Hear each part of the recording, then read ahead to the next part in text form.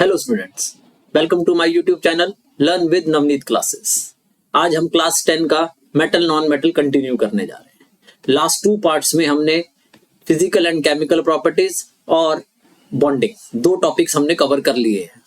आज हम इसका तीसरा टॉपिक कवर करने जा रहे हैं जिसका नाम है मेटलर्जी, और इससे बहुत क्वेश्चन बनते हैं, तो प्लीज ध्यान से समझना, आपको समझ आ जाएगा। अगर आपने पहले 2 पार्ट नहीं देखे तो आप पहले चैनल पे जाइए, उनको देखिए, फिर ये और अच्छे से समझ आए। तो आइए स्टार्ट करते हैं मेटलर्जी। सबसे पहले इसमें मेटलर्जी की डेफिनेशन आती है, the branch of science in which we deal with extraction of metal from their ore. मतलब ये वो साइंस है जिसमें हम मेटल्स को निकालना सीखते हैं उनके ओर्स से। आप कहोगे ओर्स क्या होता है, तो ओर्स समझने के लिए हमें पहले मिनरल्स को समझना पड़ेगा। मतलब हमारे जो मेटल्स हैं, जैसे हमारी गाड़ी मेटल से बनी हुई है, तो वो कहाँ से आते हैं? वो हमारे रॉक से आते हैं। तो रॉक से हम उनको कैसे निकालते हैं, पूरा उसको प्यूरिफाई कैसे करते हैं, उसको वो कैसे करते हैं, प्रोसेस कैसे करते हैं, वो सारा कुछ हमारा मेटलर्जी में कवर होता है। तो branch of science in which we deal with extraction of metal from their ore. Clear है? आइए अब पहले समझते हैं हम मिनरल्स। मिनरल्स क्या होते हैं? Minerals are the pieces of rocks from which we extract metal. मतलब ये निकलते तो हमारे रॉक से ही हैं। तो जैसे मान लो कि हमारे पास ये रॉक बनी हुई है, ठीक है, तो सबसे पहले हम क्या करते हैं, इसको बम्बार्ड करके पीसीज में ब्रेक कर देते हैं, छोटे छोटे इनके पीसीज बना देते हैं हम रॉक्स के। इनको ही हम मिनरल कहते हैं। मान लो ये रॉक के पीसीज आ गए, ये ही हमारे क्या हैं? मिनरल्स। तो minerals are the pieces of rocks from which we extract metal, right. अब फिर हम इनको क्या करते हैं, इनको हम फैक्ट्री में ले आते हैं उठा के, और फिर इनकी स्कैनिंग करते हैं और उसमें देखते हैं कि इसके अंदर कितना मेटल प्रेजेंट है। अब किसी मिनरल में तो बहुत ज्यादा मेटल निकल आता है और किसी में तो छोटा सा निकलता है, जैसे ये। इसमें मान लो बहुत सारा है, जैसे ये, और इसमें मान लो बीच में जरा सा है, छोटा सा, ठीक है। तो अब हम क्या करते हैं कि इनमें से इन दोनों को रिजेक्ट कर देते हैं। मतलब एक एग्जांपल ले रहे हैं और इनको सिलेक्ट कर लेते हैं। क्यों? क्योंकि अगर हम इतना बड़ा पत्थर को तोड़ेंगे और उससे मेटल निकालेंगे तो कुछ मेटल निकले तो सही। अब इन दोनों में तो हमें क्या होगा? लॉस हो जाएगा। इतना बड़ा हमने पत्थर तोड़ा भी और निकला थोड़ा, तो ये तो वही हो गया, खोदा पहाड़ निकली चुईया, ठीक है। तो इसलिए हम इनको क्या करते हैं? रिजेक्ट कर देते हैं। और जो 2 सिलेक्ट हो गए ये दोनों, इनको हम क्या कहते हैं? ओर्स कहते हैं। तो ओर्स की डेफिनेशन आ रही है, ओर्स आर दोज मिनरल्स, ये वो मिनरल्स हैं from which we extract metal profitably and comfortably. इसमें कुछ प्रॉफिट भी और आसानी से भी हम उनको निकाल सकें, राइट। समझ आया? मिनरल्स और ओर्स सेम चीज है। ओर्स वही मिनरल्स को ही कहते हैं, बट जिसमें से हम मेटल्स को प्रॉफिटेबली और कंफर्टेबली निकाल सके। तो ores are those minerals from which we extract metal profitably and comfortably. और minerals are the pieces of rocks from which we extract metal. किसी भी पीस ऑफ रॉक को हम मिनरल कहते हैं, राइट। आई अब ओर्स के बारे में और डिटेल से पढ़ते हैं। टाइप्स ऑफ ओर, जनरली हम 4 टाइप के ओर पढ़ते हैं अपने कोर्स में। तो ये हो गया ऑक्साइड ओर, क्लोराइड ओर, सल्फाइड ओर और कार्बोनेट ओर। यही 4 हम जनरली पढ़ते हैं। अभी हम एग्जांपल भी देख लेते हैं तो उसमें आपको पता लग जाएगा। ये ऑक्साइड से ऑक्सीजन से बना होगा, क्लोराइड क्लोरीन से बना होगा, सल्फाइड सल्फर से बना होगा और ये कार्बोनेट से बना होगा। एग्जांपल देख लेते हैं कुछ ओर्स के, कुछ एलिमेंट्स के ओर्स देख लेते हैं। अब जैसे कि कुछ ओर्स की ये लिस्ट है, तो सबसे पहले इसमें आ रहा है हमारे पास सोडियम। सोडियम हम निकालते हैं रॉक सॉल्ट से, राइट। उसका फॉर्मूला होता है NaCl। अब आप देखो तो ये क्लोराइड ओर है, NaCl एक क्लोराइड ओर है, क्लोरीन आ रहा है, तो इससे हम Na निकालते हैं, सोडियम निकालते हैं, राइट। फिर आ जाता है आयरन। आयरन हम निकालते हैं हेमेटाइट से। हेमेटाइट का फॉर्मूला होता है Fe2O3। ये एक ऑक्साइड ओर है। अगर आप देखोगे तो Fe2O3 एक ऑक्साइड है, ये ऊपर वाला क्लोराइड था, राइट। याद करने पड़ेंगे आपको, पूछ लेते हैं एग्जांपल कोई एक। एल्यूमिनियम बॉक्साइड से, इसके और भी है, क्रोलाइड भी होता है, Na3Al(F6), वो अलग है, लिखना चाहो तो लिख सकते हो। एल्यूमिनियम बॉक्साइड से हम निकालते हैं जनरली। इसका फार्मूला होता है Al2O3.H2O, राइट, 2H2O होता है। तो ये बॉक्साइड जो है ये ऑक्साइड ओर हो गया, राइट। जिंक के 2 हैं, जिंक कैलेमाइन, जिंक ब्लेंड, जिनको हम जनरली यूज करते हैं। जिंक कैलेमाइन होता है ZnCO3, जो कि एक कार्बोनेट और हो गया, कार्बोनेट से बना हुआ ये। और जिंक ब्लेंड ZnS हो गया, जो कि एक सल्फाइड और हो गया। देखो उन्हीं चारों में से आ रहे हैं ना, chloride, oxide, carbonate, sulphide, right. ऐसे कॉपर के भी दो हैं, याद करने पड़ेंगे, क्यूप्राइट और कॉपर ग्लेन्स। क्यूप्राइट हो गया आपका Cu2O जो ऑक्साइड और हो गया, और ये हो गया Cu2S जो कि एक सल्फाइड और हो गया। मर्क्यूरी सिनेबार, HgS सल्फाइड और हो गया अगेन। और भी हैं कुछ एलिमेंट बड़े इंपॉर्टेंट हैं जो आपको याद करने हैं, राइट। आइए आगे चलते हैं, स्टेप्स ऑफ मेटलर्जी। अब मेटलर्जी को मतलब एक्सट्रैक्शन करने के लिए हमारे पास 4 स्टेप्स हैं जिसमें हम करते हैं, कई इसको 3 में भी कवर करते हैं, वैसे जनरली हम 4 स्टेप्स लेते हैं। पहला है कंसंट्रेशन ऑफ ओर, जिसको हम एनरिचमेंट ऑफ ओर भी कहते हैं। दूसरा है कन्वर्जन ऑफ कंसंट्रेटेड ओर, जो ऊपर से कंसंट्रेट होके आएगा उस ओर की कन्वर्जन इनटू मेटल ऑक्साइड, सबको मेटल ऑक्साइड में बना देते हैं।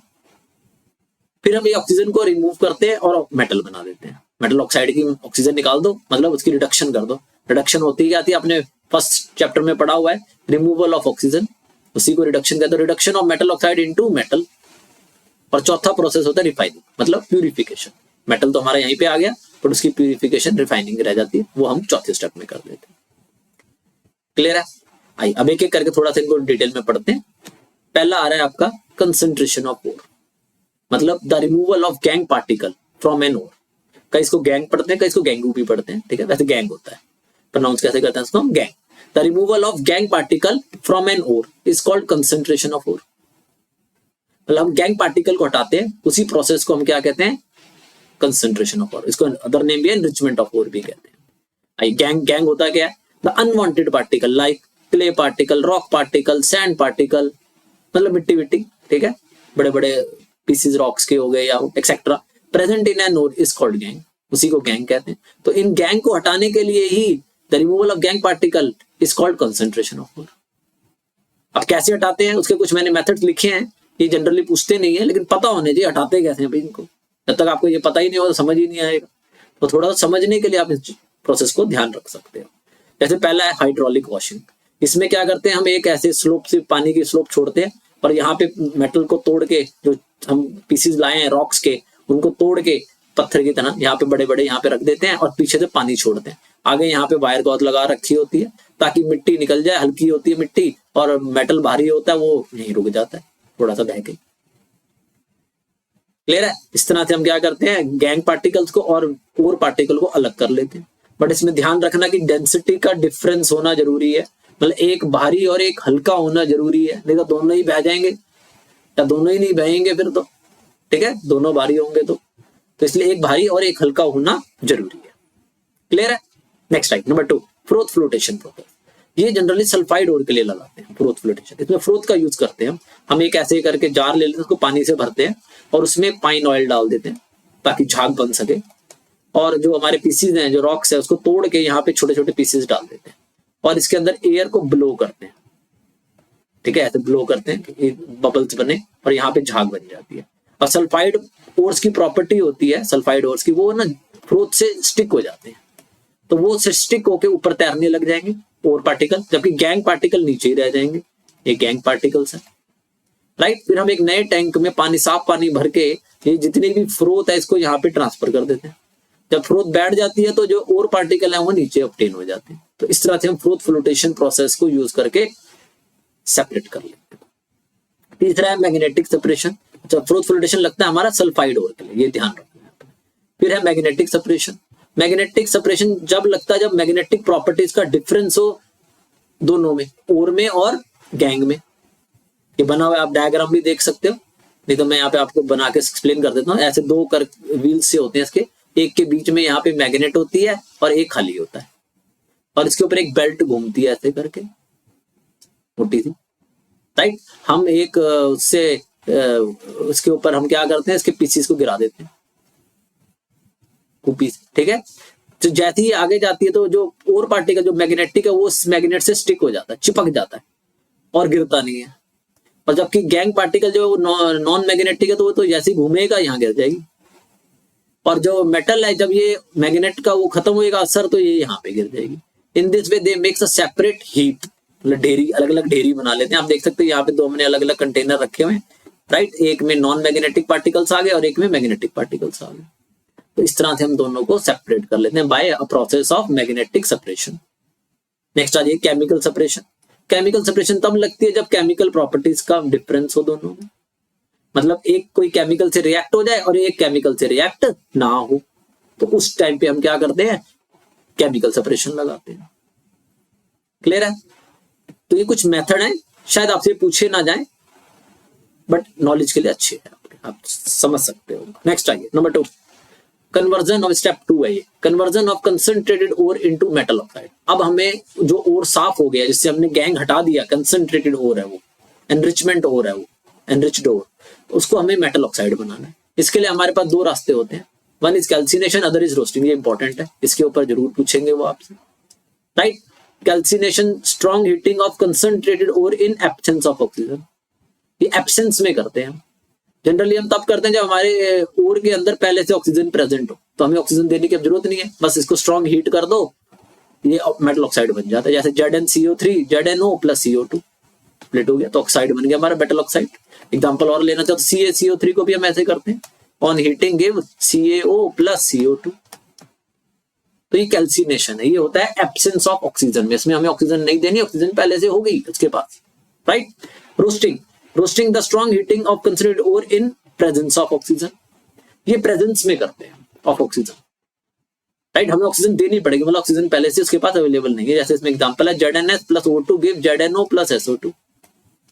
अब इसमें ऑक्सीजन नहीं है ZnS में, इसे हमें ऑक्सीजन देनी पड़ेगी, और फिर स्ट्रॉन्ग हीट करेंगे तो ZnO बन जाएगा प्लस SO2, इसको बैलेंस कर लेना। एग्जाम्पल सारे अपने बैलेंस करके ही देने, तो मार्क्स करते हैं, ठीक है, क्लियर है।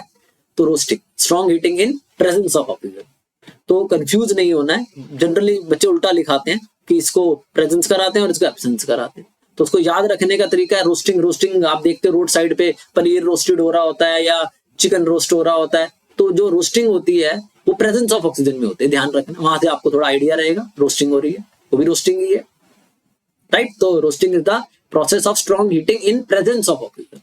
तो कैल्सिनेशन ऑब्वियस है कि एब्सेंस ऑफ ऑक्सीजन होगा, क्लियर है।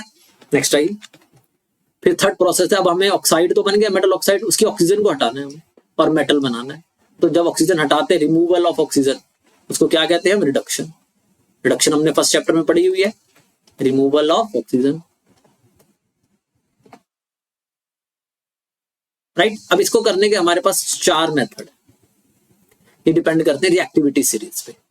बाय हीट अलोन, ये लीस्ट रिएक्टिव वाले होते हैं, जो नीचे वाले, हाइड्रोजन, कॉपर, लेड, ठीक है, मरकरी, सिल्वर, गोल्ड, जो भी है ये वाले।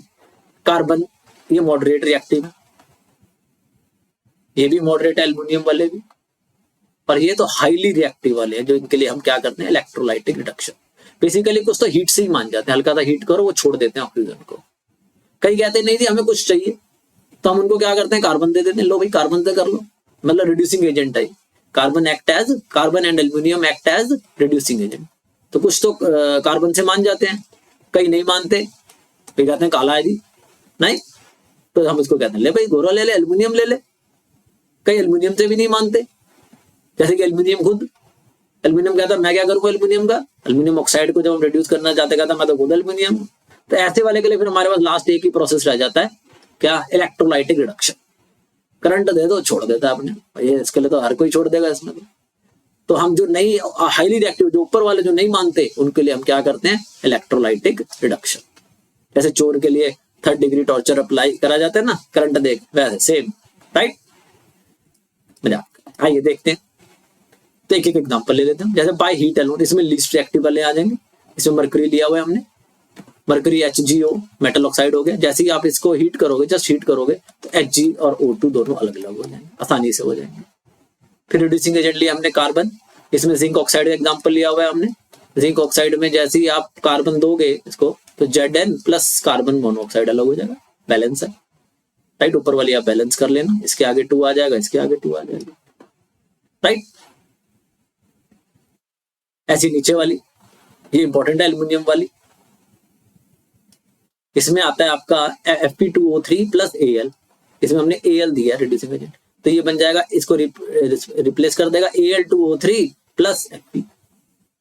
जनरली Al से नीचे ही रहेंगे, तभी तो उनको डिस्प्लेस कर पाएगा वो, राइट। ये वेरी इंपॉर्टेंट रिएक्शन है, इसको हम कहते हैं थर्माइड रिएक्शन। इसमें क्वेश्चन आ जाता है, थर्माइट रिएक्शन जनरली आता है, this is called thermite reaction. Question आ जाता है why it is called thermite reaction, तो because it is a highly exothermic reaction, ये हाईली एक्सोथर्मिक है, हीट बनती है, देखो बना हुआ है यहाँ पे, lot of heat is produced during the reaction, ठीक है, so it is called thermite reaction, right. अब इसकी एप्लीकेशन पूछ लेते हैं, भाई यूज कहाँ होती है ये क्रैक्स को वेल्डिंग करने के काम आती है रेलवे ट्रैक्स में, जो ट्रैक्स होते हैं रेलवे के ट्रैक्स जो होते हैं उनमें जो क्रैक्स आ जाते हैं उनको हम वेल्ड करते हैं with the help of thermite reaction. आइए देख लेते हैं application of thermite reaction. It is used for in welding for cracks which is formed in railway tracks. The iron produced during the reaction is in molten state, क्योंकि बहुत ज्यादा गर्म है, heat है, तो molten state में आता है iron, which runs into the crack and solidify. Then extra part will be trimmed off कर देंगे उसको, देखो फोटो बनी हुई आप देख सकते हैं, रेलवे ट्रैक्स में बना रहे हैं, कर रहे हैं, क्लियर है, क्या इंपॉर्टेंट है, मैं आपको फिर बोल रहा हूँ, ये आ जाता है थर्माइट रिएक्शन। नेक्स्ट आ डी पार्ट, लास्ट है ये हमारे पास इलेक्ट्रोलाइटिक रिडक्शन, ठीक है, इसमें हम एल्यूमिनियम का भी एग्जांपल ले सकते हैं, सोडियम का भी ले सकते हैं, दोनों ऊपर हैं, रिएक्टिव है। अब तीन पहले पढ़ लिया हमने, by heat alone, by carbon as reducing agent, by aluminium as reducing agent, और फिर चौथा है electrolytic reduction of sodium. Example ले रहे हैं इसमें, ये डायग्राम बना हुआ है सोडियम का, इसमें हम क्या करते हैं, NaCl से जैसे ही करंट को पास करते हैं, इलेक्ट्रिक करंट को, तो Na और Cl अलग अलग हो जाता है, Na1 प्लस और Cl1 माइनस। अब फिर Na1 प्लस कैथोड पे जाके एक इलेक्ट्रॉन गेन करके Na बना लेता है, और Cl1 माइनस कैथोड पे जाके Cl2 और 2 इलेक्ट्रॉन गेन कर लेता है, राइट।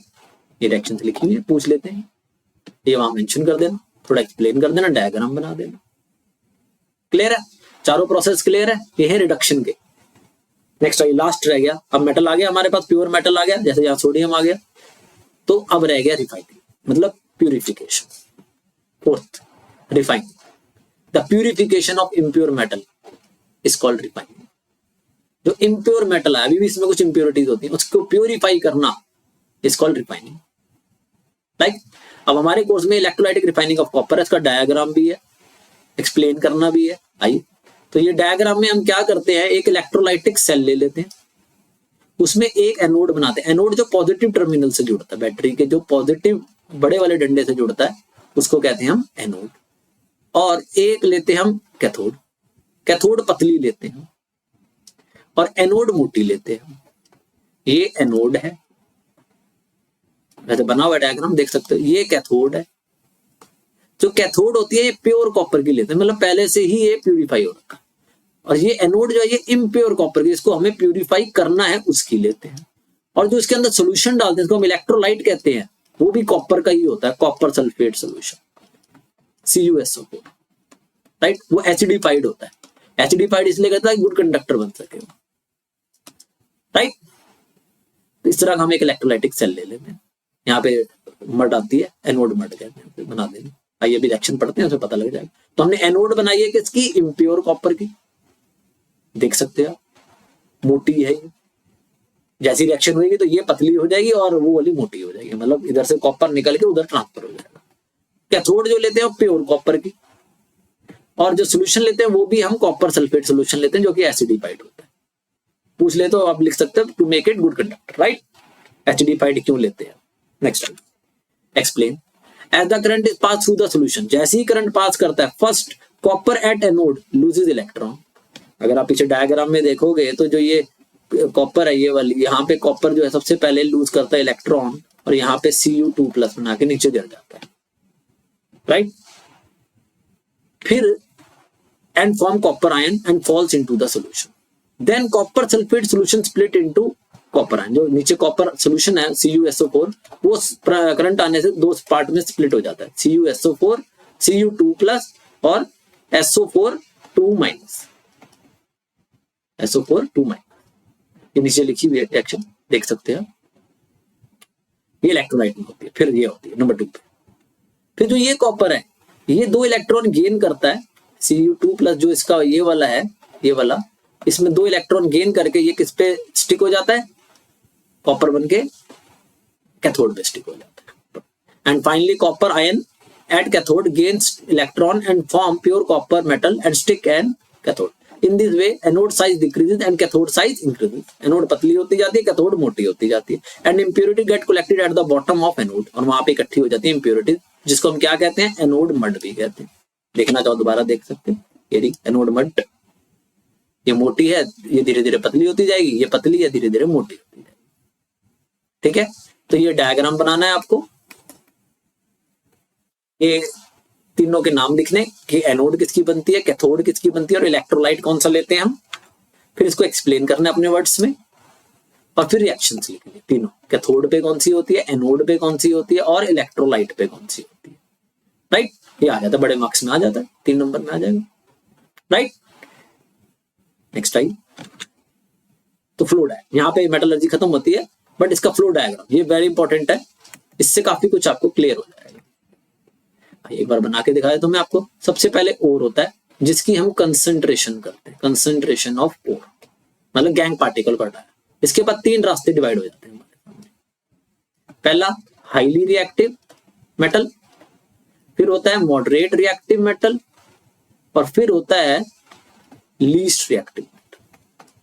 देख सकते हो आपके सामने फ्लो डायग्राम बना हुआ.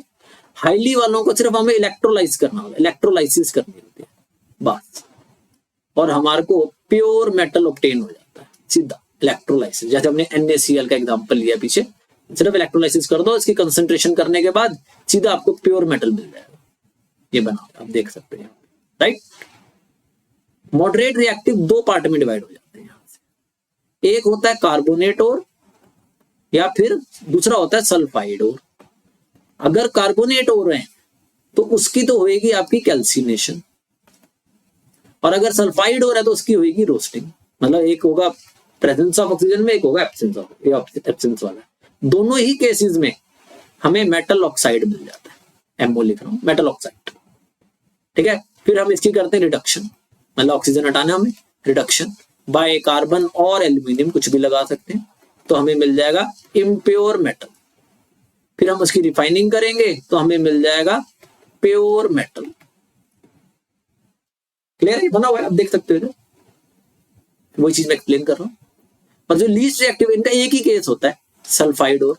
इसमें कार्बोनेट नहीं आते. सल्फाइड और है तो ऑब्वियस है कि इनकी रोस्टिंग करेंगे, और रोस्टिंग करते ही हमें सीधा इम्प्योर मेटल मिल जाता है. हम मेटल ऑक्साइड में नहीं आते. इसलिए नहीं आते, आते तो है बट वो हीट एलोन से ही हो रहा होता है. बाय हीट एलोन पढ़ा हमने पहला मेथड, तो बाय हीट एलोन, हीट तो इसमें भी कर ही रहे हैं हम रोस्टिंग में, तो सीधा ही इम्प्योर मेटल आ जाता है. फिर रिफाइनिंग करोगे प्योर मेटल हो जाएगा. प्योर मेटल, तो तीनों केस में प्योर मेटल हमें ऑब्टेन होगी. एक बार हाथ से बना के देखना तो समझ आ जाएगी. क्लियर है, तो इसके कोई रिएक्शंस और क्वेश्चंस बनते हैं वो हम नेक्स्ट में डिस्कस कर लेंगे, कुछ क्वेश्चंस इसके बारे में. आज के लिए इतना ही. ओके, तो please share, subscribe and like my channel. Thank you.